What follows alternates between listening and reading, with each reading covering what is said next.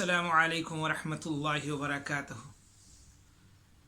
الحمد للہ حمدا کثیرا طیبا مبارکا فیہ، اما بعد فقد قال اللہ تبارک وتعالی فاعوذ باللہ من الشیطان الرجیم بسم اللہ الرحمن الرحیم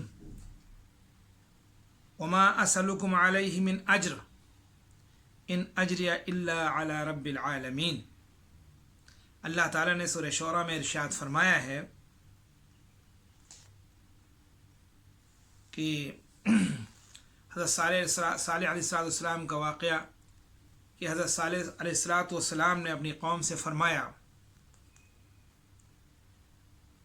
میں تم سے اس تبلیغ پر کوئی بدلہ نہیں چاہتا۔ دین کے کام کرنے والے سن لیں اس بات کو کہ دین کے کام پر کسی سے کوئی بدلہ مت طلب کرنا۔ اللہ کی رضا کے واسطے کرنا۔ اگر ہم نے اللہ کی رضا کے واسطے کیا تو انشاءاللہ پوری دنیا میں اللہ کا دین زندہ ہو جائے گا، اور جہاں نیت میں خرابی آئی ہم دین کا نقصان کر دیں گے۔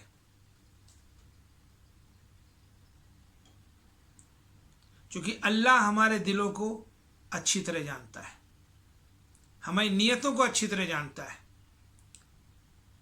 تو قرآن کی یہ آیت جو سورہ شعراء کی ہے کہ حضرت صالح علیہ السلام نے اپنی قوم سے فرمایا،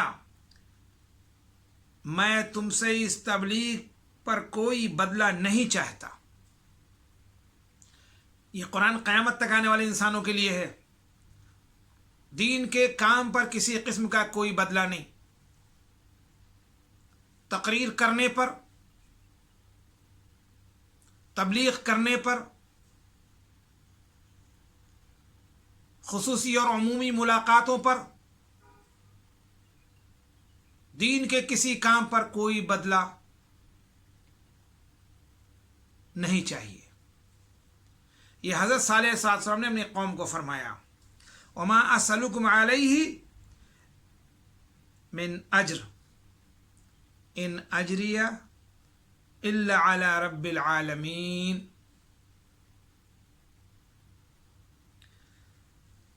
میں تم سے اس تبلیغ پر کوئی بدلہ نہیں چاہتا، میرا بدلہ تو رب العالمین کے ذمے ہے۔ کیا فرمایا؟ میرا بدلہ تو اللہ تعالیٰ ہی کے ذمے ہے۔ ہم دین کے کام پر کوئی بدلہ نہ لیں، بلکہ ہم دین کے کام پر اپنے رب سے بدلہ لیں۔ ہمارا رب ہمارے حالات کو دیکھ رہا ہے اور وہ جانتا ہے۔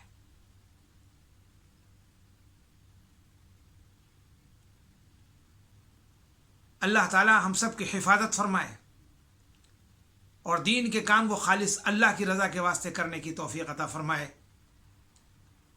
آمین، اللہم آمین۔ السلام علیکم ورحمۃ اللہ وبرکاتہ۔